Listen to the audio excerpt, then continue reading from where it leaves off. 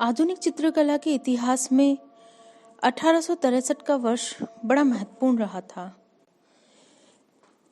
क्योंकि यहाँ पर प्रभाववाद का बीजारोपण हो रहा था और एडवर्ड माने अपने चित्र चित्रित कर रहे थे। पेरिस में सैलून दे रिफ्यूजी में चित्रों की एक प्रदर्शनी आयोजित हुई, जिसमें प्रदर्शित एडवर्ड माने का चित्र लंच ऑन द ग्रास बहुत ज्यादा आलोचना का विषय बन गया। हमको जानकारी हो कि लंच ऑन द ग्रास ऐसा चित्र रहा, समसामयिकता और फोटोग्राफिक इफेक्ट अधिक दिखाई देता है। रोमांसवाद के प्रणेता देलाक्रा के नवशास्त्रीयतावादी चित्रकारों के नेता अंग्र की मृत्यु हो चुकी थी एवं यथार्थवाद का बीजारोपण करके कुर्बे फ्रांस चले गए। नवीन चित्रकार तीनों वादों का निष्पक्ष अध्ययन करके नव निर्माण के लिए आधारभूत सिद्धांतों की खोज में लगे हुए थे। गोया जैसे कलाकार की स्वतंत्र बुद्धि और वेनिस के चित्रकारों के चमकीले रंगांकन से प्रभावित और पूर्वगामी क्रांतिकारी चित्रकारों की कलाकृतियों व सिद्धांतों के अध्ययन से वे आधुनिक कला की नींव डाल रहे थे। फ्रेंच राष्ट्रीय कला संस्था के सत्ताधारियों के दृष्टिकोण में कोई अंतर नहीं पड़ा था। 1863 की राष्ट्रीय कला प्रदर्शनी, जिसमें परंपरागत विचारकों के जो कला समीक्षक थे, कलाकार थे, ऐसे निर्णायक जिनका बहुमत अधिक था।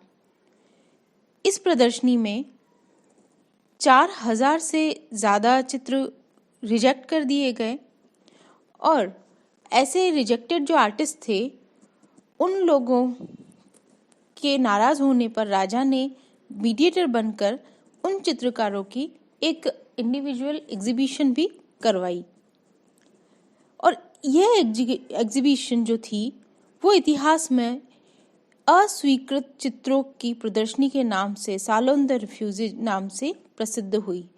जो अस्वीकृत जो आर्टिस्ट थे इस प्रदर्शनी में अपने चित्रों को प्रदर्शित नहीं करना चाहते थे, उनको 2 सप्ताह के अंदर चित्रों को वापस लेने की सूचना दी गई। जो ज्यादातर चित्रकार थे उन्होंने अपने चित्रों को प्रदर्शित करने का निर्णय लिया, लेकिन कुछ एक चित्रकार थे जिन्होंने इसमें भाग लेना असम्मानजनक माना। 600 से अधिक चित्र वापस ले लिए गए थे। प्रदर्शनी उसी भवन में हुई जिसमें नेशनल एग्जीबिशन का आयोजन किया गया था।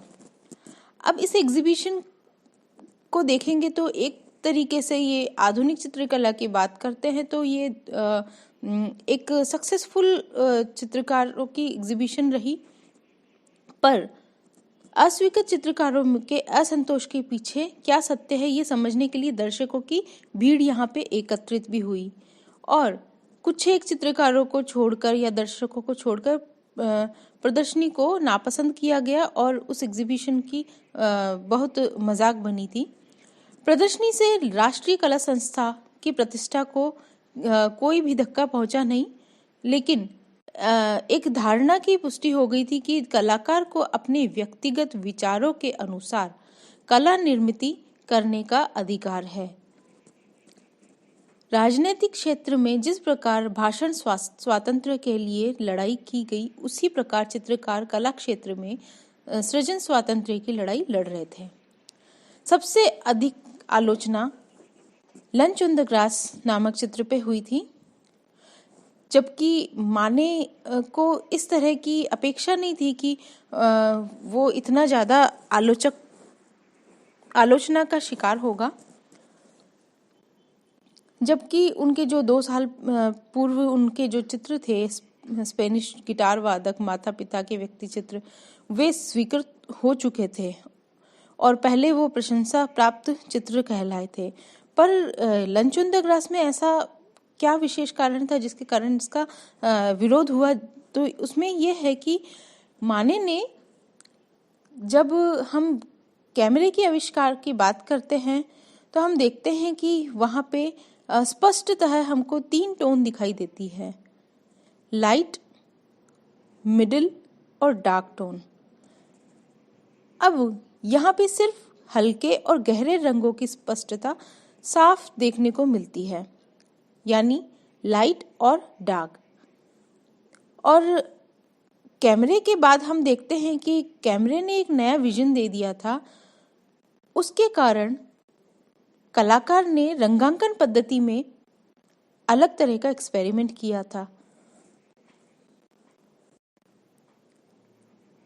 और इसी फोटोग्राफिक इफेक्ट के कारण उसने गहरे क्षेत्र में परिवर्तित करने की जगह परंपरागत जो पद्धति थी उसको तोड़कर नए तरीके से मध्यम छटा के क्षेत्र जहां आवश्यक हो वहीं पे अंकित किए थे। वस्तुओं व मानव शरीरों के छाया के क्षेत्रों को छोटा करके उनके चित्रों के समतल प्रभाव को उन्होंने बढ़ा दिया। उनके चित्रों में पुनर्जागरण काल से प्रचलित घनत्व के प्रभाव को स्थान नहीं दिया, यानी चिरोस्क्यूरो इफेक्ट है, स्फुमातो इफेक्ट है, इस तरह के इफेक्ट उन्होंने हटा दिए। और सबसे बड़ी बात है कि जिस तरह से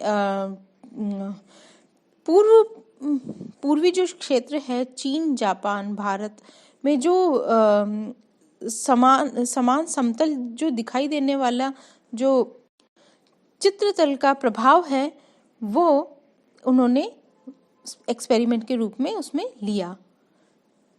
करवेज्जियो से लेकर 17वीं सदी तक के चित्रों में कृत्रिम प्रकाश का प्रभाव देखने को मिलता है, क्योंकि चित्रकार वस्तु का रंगांकन करते समय रंग की सबसे हल्की से लेकर सबसे गहरी तक सभी छटाओं का उसमें प्रयोग करते हैं।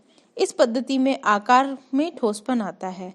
पर यहाँ पे जो हम इस चित्र में देखते हैं तो वो जो घनत्वांकन जो पद्धति है उसको छोड़ देने से माने अपने चित्रों में नैसर्गिक प्रकाश के प्रभाव को अंकित करने में सफल हुए।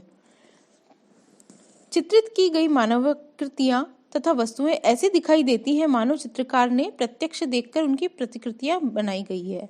चित्र की रंगांकित जो पृष्ठभूमि है उसको चिकना बनाने की प्रथा को तोड़कर माने ने जो ब्रश के स्ट्रोक्स हैं वो स्पष्ट रख दिए और जो ट्रेडिशनल जो सब्जेक्ट था उसको उन्होंने त्याग दिया और दैनंदिन जो जीवन है उसके अनुसार उसको एक कल्पना के साथ से जो चित्रित करने की पद्धति थी उसको त्याग कर जो फेस टू फेस जो चित्रण होता है उस तरह का उन्होंने काम किया। और सबसे बड़ी बात है कि इसमें वे अपने मित्र व एक उनकी जो मॉडल थी जो उनके आगे आने वाले ओलंपिया नामक चित्र में भी देखी जाएगी, उस मॉडल को उन्होंने चित्रित किया और पौराणिक कथाओं पर आधारित होते हुए दोनों चित्रों के विषय समकालीन दैनंदिन जीवन के प्रसंग लगने लग गए। इस तरह से उन्होंने उसको चित्रित किया। और अब यहाँ पे इस चित्र को देखने पर हमको ऐसा लगता है कि जो हमारी प्राचीन कल्पनाएं हैं वो आधुनिक विषय द्वारा समकालीन जीवन में सजीव महसूस होने लगती है। चित्र में प्रकाश का जो पेड़ों से छनता हुआ प्रकाश है उसकी रचनात्मकता, चित्र का संपूर्ण संयोजन बहुत ध्यान केंद्रित करने वाला है, पर उस समाज को उस समय वह चित्र पसंद नहीं आया था। ये चित्र बिल्कुल वैसा है जैसा जॉर्जियो ने अपना चारागाह में समूह संगीत नामक चित्र चित्रित किया था। पर यहाँ पे हम देखते हैं कि जो परंपरागत जो रंगांकन पद्धति है वह यहाँ पे बिल्कुल भी नहीं है। अब इस चित्र में हम एक और देखते हैं कि इसके जो मित्र हैं उनको वस्त्रधारी पुरुषों के रूप में उसने चित्रित किया है, जबकि जो मॉडल है, जो ओलंपिया वाली मॉडल है, स्त्री मॉडल है, उसको उसने न्यूड पेंट किया है। तो इसी कारण से ये चित्र भी एक असभ्य परिचायक के रूप में वहाँ पे क्रिटिसाइज भी हुआ था और वे अकुशल कलाकार के रूप में निंदा के पात्र बने।